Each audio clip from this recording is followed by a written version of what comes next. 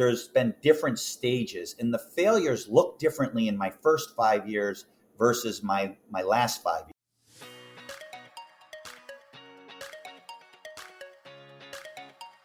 Welcome to the Insurance Refocused podcast, where we're highlighting real agent stories and how they are innovating to respond to the changes and challenges happening in the independent insurance industry. My name's Lindsay, and I can't wait to introduce you to my amazing co-host, who just so happens to be my mom, Carey Wallace. Mom, how you doing today? I'm doing well, Lindsay. How are you doing today? I'm doing really good. I absolutely crushed my workout today. It was I don't know if anyone's listening's ever gone to an F45, but my boyfriend Patrick and I have been going 3 days a week in the morning at 6 a.m., which is new for us. As we started the new year, we decided, all right, 3 days a week, we're going to start going. And it's tough to get like back into working out, especially at 6 a.m. So today was one of those days where I was like, you know what? I freaking crushed it. So really happy about that.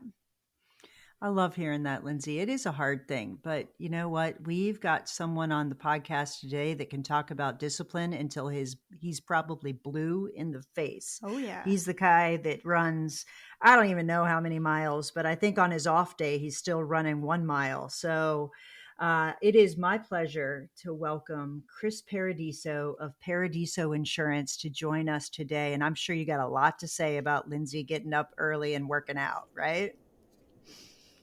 I'd like to get her cell phone number, and I'll get her up at 3:30, and she will feel dynamic by noontime. If she feels good getting up at 6 and crushing it, I promise you, we'll get you up a little bit earlier, and you're going to feel so freaking good that you can't possibly have a bad day. The 5:15 wake up call for the 6 a.m. class is a little early for me. So the 3 a.m. might be a little much, especially I've seen your videos. You like run in the rain and the snow.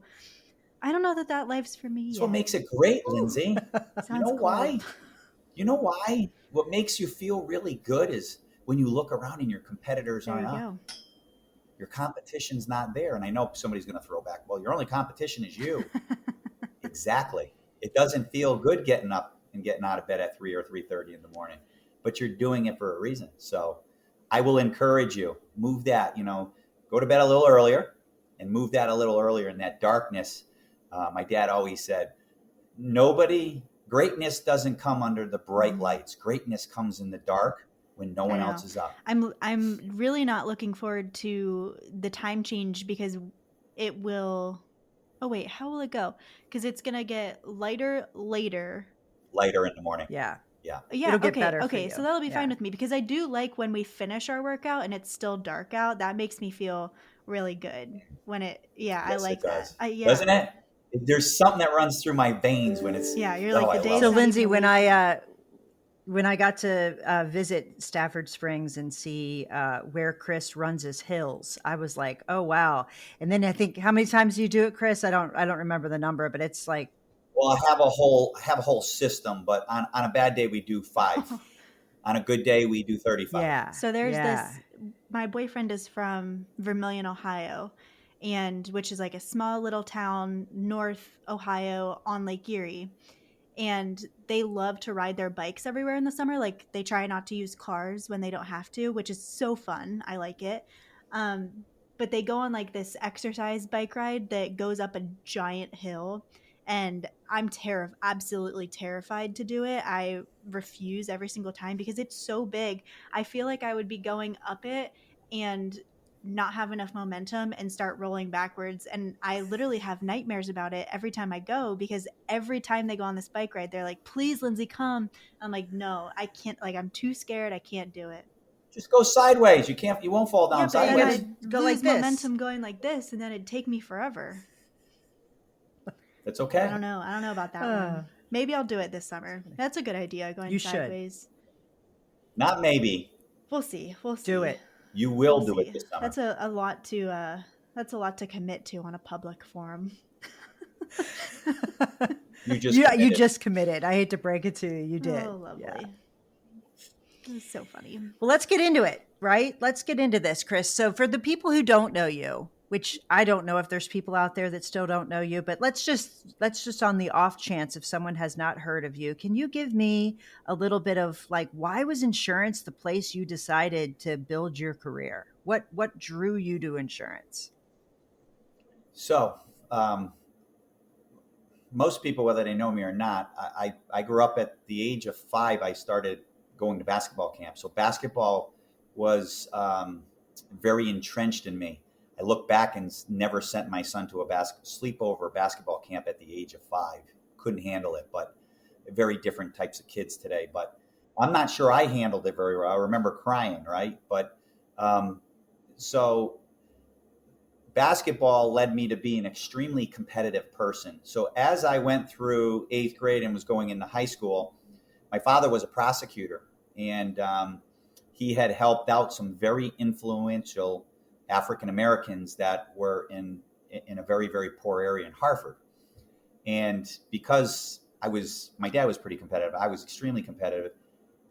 He gets me introduced, so I start playing and tried out and made, fortunately, an all-black basketball team, and we went to all-black tournaments. So yes, I was the one white kid going to Canada in an all-black tournament. And what it did for me is it made me extremely competitive, number one, but it also gave me a whole different culture coming from Stafford Springs, right? It's 85% Italian, right? Very few blacks, very few Asians. I mean, it's not. It's not diverse. It's not a diverse. It's just not diverse. No. Yeah. So it helped me really to diversify. But what it helped me probably the most was an attitude of gratitude. So inside of that basketball area, which was very run down, we had a pool table. So Chris Paradiso never played pool with sticks because they weren't allowed to have sticks because they were weapons. Makes sense. So I learned hand pool. So we always played hand pool when we went early. So when I say the attitude of gratitude is because lifestyle was so different there that it changed the way I looked at a lot of things. And that really molded me. And what ended up happening was going into my senior year, another white kid tried out and he made the team. So now there was myself and one other white guy on the team going to all black invitationals. We were roommates. They put us together. So my dad and his dad ended up becoming friends. He was in the insurance space. His family created what is called the financial needs analysis, and he patented it. So very, very, very wealthy, beyond wealthy, in the hundreds of millions of dollars. He said, when you graduate, this was going into my senior year, when you graduate college, come see me. I think you could do really well in insurance. That was the actual second time I heard about insurance. I was 8 years old. One of my dad's closest friends, Raymond Dadal, very good friend. You actually assisted me and learned about my story when he started Talon County Insurance that I ended up purchasing because he had passed away. The son passed away. So he told me when I was 8, he would take me fishing. And he said, kid, you're going to be a good insurance guy. And I remember that. But it was really when I got into high school, this father who was very successful in insurance space, very successful. I mean, he has one of the most prestigious universities in Connecticut. The pool is named after him. That's how much money they donated. So they were very wealthy and very well connected and very successful. But when I graduated, I called him. I was transporting prisoners. I worked within the sheriff's department. Oh my goodness. And we sat down at Paul's Pizza, and he said, I'm going to help you get interviews. And I'm going to give you 4 names, 4 companies, 4 direct people to communicate. But he says, I'm going to tell you, there's a good chance you're not going to make it. That's why I wouldn't even look at hiring you. And I'll never forget the way he looked at me. He had no faith in me of ever making it. He says 99% of people that start in the life insurance industry fail in the first year. And it's, if you make it 3 years, then you might have a chance. If you then make it 5 years, you got a pretty good chance. But that first year is almost a 99%, failure rate. So Um, as you know, Carey, that's gotten to know me, I'm extremely competitive. I still remember his voice. I still remember the way he said it. And I'll never forget 7 months into it, I took my mom to Rocco's Pizza in Manchester. And she says, well, why'd you call me? And you said I needed to have lunch today. I said, because I really hate this. I hate selling life insurance. And she looked at me and she says, you think you can stick it out? And I said, why do you say that, Mom? Because you don't quit very well. You're kind of a poor loser. And if you quit today, you're going to have some massive regret. And all I'm going to say to you is, why don't you stick it out for a couple more weeks? And we'll meet back here in a couple of weeks. And I'll never forget the conversation with her. I left there saying, there is no way in hell I'm going to quit, even though I hated it.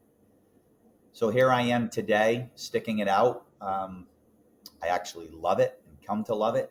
But I will tell you, the first 5 years, I don't know of a day. Come Sunday night, I hated Sunday nights because I knew Monday I had to get up and do it. Then as I got into P&C and things started opening up, I come to love it. But the first 5 years, I don't know if I despised anything more than going to work every day. How long did you do life insurance before you did both life and P&C? About 4 years, 3.5, 4 years. But even when I went into property and casualty, that year and a half, that first year and a half, I was still very heavily weighted on life and annuities. And I had a securities license. I had my 663 variable contracts, studied for my 7. I mean, I had a lot of securities licenses. So I was still doing a lot of that. Getting into year 5, 5.5 is when I really started focusing, where it was more of an 85, 15, 90, 10, where I was more P&C than I was life. So Chris, if I'm not mistaken, you built your agency from scratch, correct? Like this was not something, Yes, and as that's the fastest growing group of independent insurance agencies today. Like that is small agencies, scratch agencies, because of the movement from captive to independent because of M&A. There's a lot of people that are starting independent insurance agents. And I would agree with you. There's a ton that don't make it. There are. And there's also a ton that don't get above a certain size. So I would love for you, and that's not true for you. I mean, you're super competitive. Anyone who knows you knows that that's true. And as you were telling your story, Daniel Sung's voice was ringing in my head, just quit tomorrow or just one more day. Like that mentality will get you places. There's no two ways around that. But as you look back on your career, I think the biggest learning moments are failures. And we all focus so much on wins and how we're today. Like Facebook is full of wins, and it makes someone who's in a failure feel less than, or feel really it just gives the false sense of reality. So I would love for you to look back and say, what are those failures that were monumental learning opportunities for you along your career? First off, not just Facebook, social media is filled with a bunch of lies. Agreed. People are lying to you. People are lying to themselves. That's right. And at the end of the day, we have to look in the mirror and accept failure. Failure has been instrumental in my life. Anybody that doesn't say they don't fail, they're 100% looking in the mirror and lying to themselves. So it's kind of like regret. I think regret is a superpower. When I challenged a good friend of mine who's also my accountability coach, leave no regrets. A lot of people say that. Leave no regrets. I would say regret is a superpower because it's like failure. If you learn from regret, it is a superpower. It's like failure. I always tell my kids, we win or we learn. We don't fail. So the failures, I would, as I was discussing with you earlier, I think there's been different stages, and the failures look differently in my first 5 years versus my last 5 years. But there is one big failure from day one, and I think a lot of us have it, not all of us may want to admit it, is ego. Ego gets in our way. And our ego tells us we're good all the time. And we're not. So I would tell you, ego's been the biggest thing in the last 10 years. You need to find a way to really limit your ego. Let's start with the first 5 years, though. I would tell you the first 5 years, coming raw, meaning starting from scratch. I am mentoring a couple agents that I know, Carey, you know one of them specifically out of Texas. There's a couple of them out of Texas. What I would tell you, one of my biggest failures was not reading enough and understanding the industry enough. And what I mean by that is, if you're in your first 5 years, you should be looking to purchase.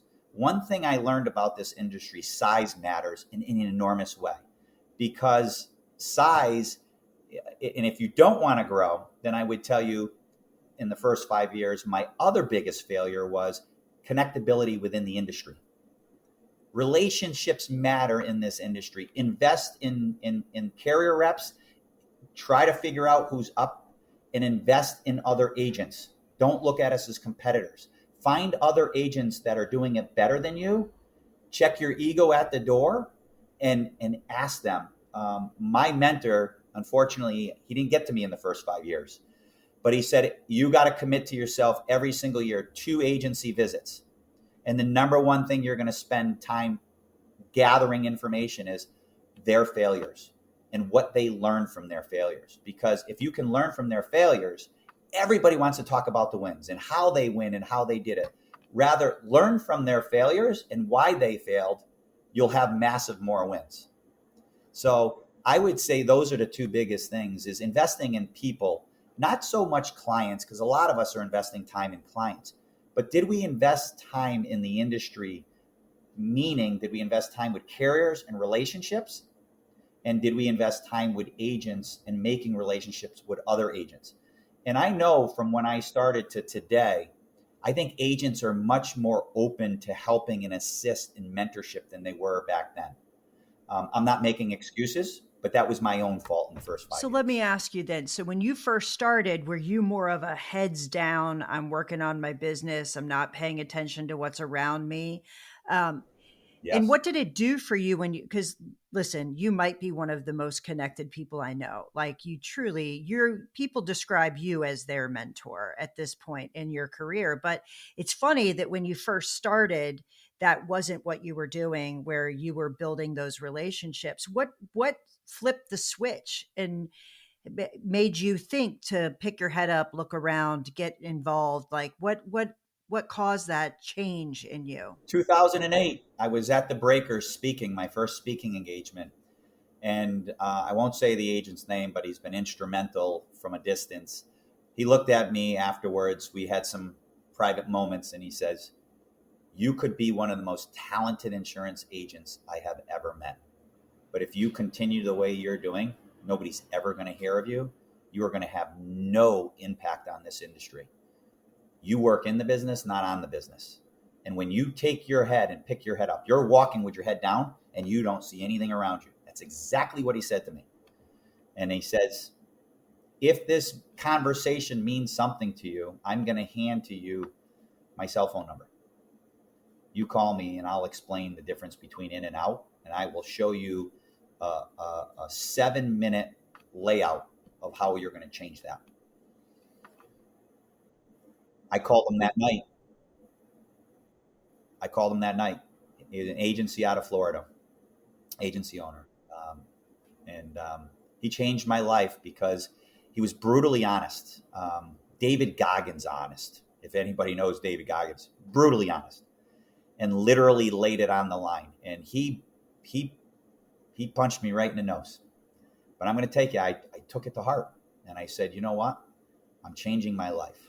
And he changed my life with his very harsh words, but they were real. It was reality. And I was fortunate enough that I listened to him and I took it to heart. You know, I think that gaining perspective on what other people are doing just saves you the time of repeating things that didn't work or learn. You can just learn so much from other people and what they're doing and what works, what doesn't work. You can pick and choose. Like, I'm not saying you need to do, there is no cookie cutter. There's no 2 ways around that. But man, the amount that you can learn from other people's experiences, both good and bad, are life-changing. No two ways around that. So you said one other thing, which obviously in the line of work that I'm in, I want to dig into a little bit. But you said in the first 5 years, if you're not looking to buy, you're making a mistake. And but see, there's so much more to that, Chris. You can think you want to buy, but you have to be financially ready to buy. You've got to be mentally ready to buy. You've got to build something that allows you to have the capacity to buy and integrate to agencies. So talk a little bit about that. You've done some acquisitions, but that's an easy statement, but that's actually super deep what you just said, and it takes a lot to get yourself there. Yeah. I would challenge the way you said be financially ready. My question to you, if you're okay with me flipping that question, when you were preparing that you wanted to have children with your husband, were you financially ready? Oh, Chris, you know the answer to that question. You're never ready. You're never ready. Yeah. You're never ready. So I challenge the way we think about that, right? So, but I would say this, hang on. I will Carey, say this. Like, I don't know that I would have said, hey, today's the day that I'm financially ready. But I believe that Kevin and I lived our life in a certain way that allowed us to have more options than someone who maybe didn't. So to answer your question, and I think but that's you were mentally ready. yeah, but also, Kevin was commission only. His job was volatile at the time. Mine was the steady one. I actually made more money at the time. So financially ready is kind of interesting for us. We lived on one salary because of the volatility in his income. Meanwhile, he has been and will continue to be the biggest breadwinner in our house for a very long time.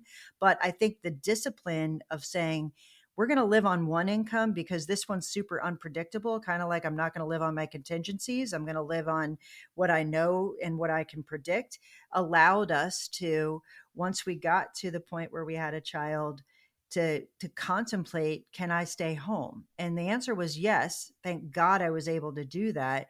But had we lived on both incomes, that would be really difficult to back away from.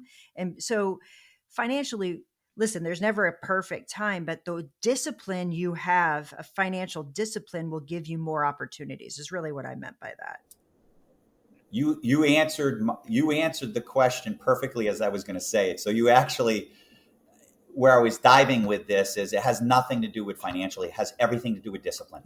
Yeah. Because was I financially ready to purchase an agency? I still had to use a bank.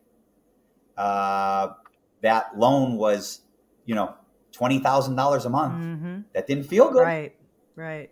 How many people wake up knowing they got a $20,000 loan a month? Not including the staff you're taking on, the location, the rent, So I just challenge, I agree with you, but I think it's less financial and it's more discipline. Are you mentally ready, number one, and are you disciplined? You were disciplined. I wasn't financially ready to have kids, and then I end up with twins. Yeah, you did. Who's financially ready for twins? Unfortunately, I'm not a Rockefeller. So what you do is you get mentally ready and mentally disciplined, and that is why I'm challenging people in the first 5 years to say, hey, when they tell me they don't have money, I tell them that's okay. We can find money. But are you ready mentally, and are you disciplined enough? Are you ready to be a leader? Because as you buy agencies, that is the key. Are you ready to lead? Are you ready to take on? Are you disciplined? So that was one portion. What was the other part of the question? I'm sorry, Carey. I think I said, basically, you have to prepare yourself in order to be able to buy. And you also, like, for instance, I get it. Maybe you didn't have the money to pay for it outright, but that bank had to be okay with lending money to you. So you ran your business in a way that a bank felt comfortable lending the money to you. So I think. Do you know why, Carey? Why is that? Relationship. Mm-hmm. He's still my banker now. He's now a president of a bank. And he literally said, I've never done premium finance. I got him to work with me with premium finance. And he never funded an agency purchase. You know what he's funded for me? Many agency purchases with partners and without partners. So it's, once again, reverting back to relationship. Now, he ended up becoming a state rep. He then ended up becoming vice president, and now he's the president. And it's amazing on how that relationship said, I'm not worried about what you have personally. I know the kind of guy you are. You are going to pay it off. So on the first one, I got paid. I had a 5-year loan. I paid it off in 2.5. On the second one, and they were small. They weren't. I'm not going to. Certainly not. There wasn't. It was hundreds of thousands. It wasn't millions of dollars. The second one, he says to me, I'm going to have a little problem because I see your personality. You love to pay things off. So can you keep this loan for at least 3 years because we need that interest? So once again, we did a 5-year, paid it off in 3 years. And this last one, we did a 7-year because it was larger, and we're on pace to pay it off in 4 years. And he said, I'm going to waive the 5 years. And I said, hey, 4 years, especially with interest rates going up. He says, I'd love for you to pay it off because I could take that money and lend it somewhere else. But 100% came from relationship and somebody believing in me. Yes, I invested time, energy in going to lunch, and he comes to Flag Day every year, and he brings his staff to Flag Day. He supports us on going into communities and giving bikes for the children. We become extremely close. Relationship. How do you think that ego plays into buying an agency in that whole process? Because you just said earlier in the podcast that ego is one of the biggest mistakes that agents make early on in their career. It is. I could see that really negatively impacting buying another agency. Yes. I have a very close friend. He said to me that when I was buying the largest agency, he said, Chris, I'm going to share with you that you asked me a very important question. He looked me in the eyes. He says, this is so important. You listen to me right now. You asked me the biggest failure that you did on this purchase. And he was going back a few years. My name. It had my name. And when I changed the name, when we purchased it right away, you know what happened? People left. You know why? Because they loved the other agent and his name was on the board. So he said, please listen to me. You have a wonderful name in your community, but remember their community when you purchase them. Be respectful. Check your ego at the door. And I will say, when I bought that agency, we kept that name, and we have for almost 3 years now. And I'm going to tell you something, we can start transitioning now. But that was invaluable. And I look back, and I would have done the same thing. I would have done the same thing. Oh, just move it to Paradiso. Everybody knows Paradiso. No, that's our ego telling us that we're that important. We're not that important. I have a really good friend, a really good agent in Ohio that's done multiple acquisitions, and that he has almost no ego. I'm telling you, this is one of the most humble people I know. And what's funny is so many people don't even know he's the owner of some of the agencies in the small towns where he. I know who you're talking about. It's one of the best agency owners I've ever 100%. Met in the country. Yeah. And people should know. Yeah, that. For sure. I mean, it's just interesting how when you check your ego, how much further you can go. In fact, the conversation with him is most people are looking for acquisition opportunities. Acquisition opportunities find him because of the way that he handles them. It's just it's an incredible story. So I agree with you. I think ego gets in the way of a lot of things. There's no question. My ego got in the way. I'm not going to sit here and tell. I could tell you 100 times my ego got in the way, and it's my own fault. Got to look in the mirror and say, hey, my dad used to reiterate. I'm almost done with my book, but he always said ego stands. Everybody has an acronym. Edging God out. EGO. Edging God out. It's simple. So let me ask you, Chris. One of the most challenging things, I think, in being an agency owner, a leader, just in general, is managing and leading people, inspiring people to be the most that they need to be, or can be, or don't even think they can be. But it's a skill set that's not the same as being a great salesperson or being a great relationship. It's really You have to transfer what you know to someone else to make them better and meet them where they are. Give me an example in your career where maybe there was a failure in that space that you learned from. I mean, there's been so many. As a leader, when you run an agency, and then when you run an agency with your name on there, I think that also adds into sometimes ego. So I would tell you, hiring was number one. I think when someone challenges you, or you feel challenged because somebody is smarter than you, I can tell you early in my career, I didn't hire people. I was not a good leader, number one. And I actually made a video. If you want to look it up, it's really terrible. But I made a video in 2010 on how I was a terrible leader. You can look it up on YouTube. It's still there. And how I allowed specific staff to come in late, not show up. All these actions where we as leaders will show up on time. No, that's not the way. When you allow somebody to show up late and you allow bad behavior, that's a leadership problem. It may be a person problem, but you should have nipped it in the butt from day one. I actually created a video and said I was a terrible leader. I allowed this. And what I ended up doing is realizing that I needed to help find them another job. And I got rid of my whole staff in 2010. And I started from scratch. And I looked in that video and I said, it wasn't them. It was me. I was a terrible leader. I couldn't fire them, because if I fired them, I would have to, in my opinion, I'd have to have cause. I should fire myself. And that's what I did. I helped them find different positions. They all got different jobs inside of agencies, which I assisted them in because I felt obligated because of my poor leadership. And I started, the first hire is Stephanie Finelli, who's still with us today. And what I did is I started realizing, which I think a lot of us in all leadership forms, including parents, where we fail at is we need to look in the mirror, and it starts with us. We need to invest in leadership.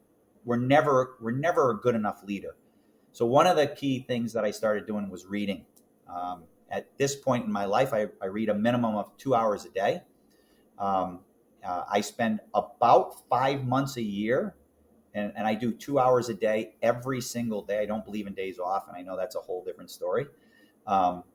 A minimum of 2 hours a day, and 5 months out of the year is leadership books. And I work on me. And what I learned about that is the more selfish I become in becoming a better leader. And selfish is vitally important, because if I'm not more selfish, I can't become a better leader. And I think we think of selfish as being negative. I'm talking about selfish as in, I get up at 3:30 in the morning. I'm out the door for a reason, because I know I need to get my workout in, and I need to get a minimum of 2 hours of an audio book, a minimum of 2 hours, right? So I'm selfish because I'm trying to work around, my family's schedule. But I also know the most important thing I do every single day is work on the most important muscle, which is your mind. It's the least used muscle. When we think about working out, what are all these, I call them muscle heads. They go to the gym and they want big muscles, but they don't ever work on the most important muscle, which is in between our ears. I think another way that a lot of people work on their muscles has my approach on their brain muscle, I should clarify, is to surround themselves with other people who are like-minded, who are trying to grow in the same way that they are. But in a day and age where everything is digital, online, that becomes really, really hard. What advice would you have for someone who is trying to build relationships, but everything's online? I like really hard things, so I'm a little weird. I love the question. I'll give you an example. When we if I take my kids, and you could interview them without me ever being around, including a basketball game, wherever we park, we always park the farthest away. Okay. I don't care what parking lot it is. We park the farthest away because we have to earn our way. So I would say it's the same thing. I can't tell you how many people. I had a guy call me up 3 weeks ago, and I said to him, what I'm going to give you is I'm going to give you an hour, and we're going to see how committed you are. If you're this committed, reach back out to me. I'm going to give you 2 weeks. Reach back out to me, and I'm going to open my doors for you to come to my agency for 2 days. He's from Texas. Who's coming Monday, flying in Monday is this gentleman. Why? Because he showed me he's disciplined and committed. And the first thing he says is, I have a lot of issues. I need to fix these issues. And when you can admit you have issues, you are determined to get there. This guy was determined to get to me. He got to me. He got to me on LinkedIn. He reached out to me a couple times. I said, I am sorry. I'm in a deposition. Can you reach out to me next week? He diligently followed through. He diligently got my cell phone number. He diligently made sure I gave him an hour and that I listened to everything he said. And he said, I am going to follow through with you in 2 weeks. As your promise is, I am going to prove to you that you're going to open your doors to me because you made that promise to me as long as I'm committed. And he did it. And I'm not going to tell you it's hard. He literally called me up last week and said, hey, I lost my number one person in my agency. She quit today. And I still want to come the following, that Monday. I think it was February 5th. We fly in February 5th. We want 6th, and we'll go 3/4 of a day on the 7th and fly out. Are you still good with it? I said, I'm fine with it. Are you still good with it? He says, no, but I have to make it happen if I want to change the direction of the ship because the ship isn't going in the right direction.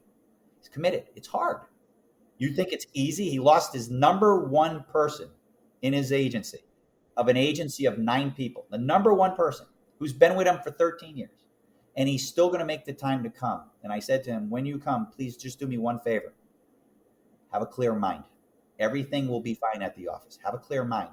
Let's get focused and So I challenge people to do hard things. I try to do at least one hard thing every single day. One thing that anybody knows, Chris Paradiso, I despise close quarters. Despise them. So now what I've converted since December is I get inside of my hot tub every single morning and I shut the cover and I have about that much space and I just relax and I breathe. It stinks. Yeah, that does sound like terrible. It sucks. And if you are like me where you hate and you're extremely claustrophobic, I have anxiety I have anxiety getting up knowing that I'm going to do that. But I do it. Why? Because it's hard. And fear is nothing more than what's in our head. Fear is 100% made up. And hard work is stopped by fear. So I love hard things. That's why I stayed in the insurance space because I couldn't quit. And my book actually has a whole chapter on things that we should quit in life. There's a lot of things we should quit.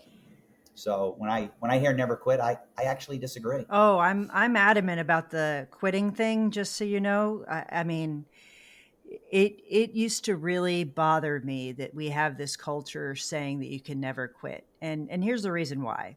One of the people I admired most in my life is my dad. And my dad, my dad and my mom were high school sweethearts. They were married for 21 years. And I'll never forget him saying that he doesn't quit. He just straight up doesn't quit. But he was at a crossroads and my mom and my dad were not working out and they decided to divorce. It was her decision. And he was just like, I don't know how to deal with the fact that I'm going to be a failure in this part of my life. Do you know that failure brought me the best gift I've ever had in my life, which is my stepmother? I believe so, it. Listen, failure brings all kinds of things. I felt the same way. I've left 2 jobs in my life. I left one because I became a parent, and I left the other because I had a major health issue. And that transition has brought me so much. And in all intents and purposes, that's a failure. I mean, it's something I'm super proud of that didn't work. And it's part me, it's part the situation, it's part the people I was surrounded by, but that did not work. And I'm built like my dad. Like that is a failure through and through. But boy, it brought a lot of joy and a lot of opportunity in my world. Just think, Carey, if you didn't quit. I know. not only would you not be happy, what's the odds that you wouldn't have had even a more serious health, and now you're gone?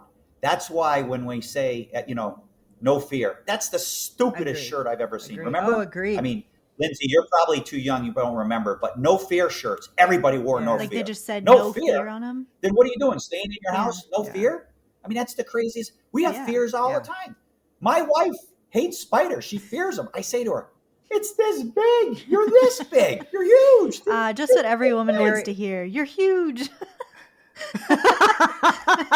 Compared to a spider, Lindsay? Come on, it's a spider. You have to know Mary Alice. She's used to it, I'm telling you.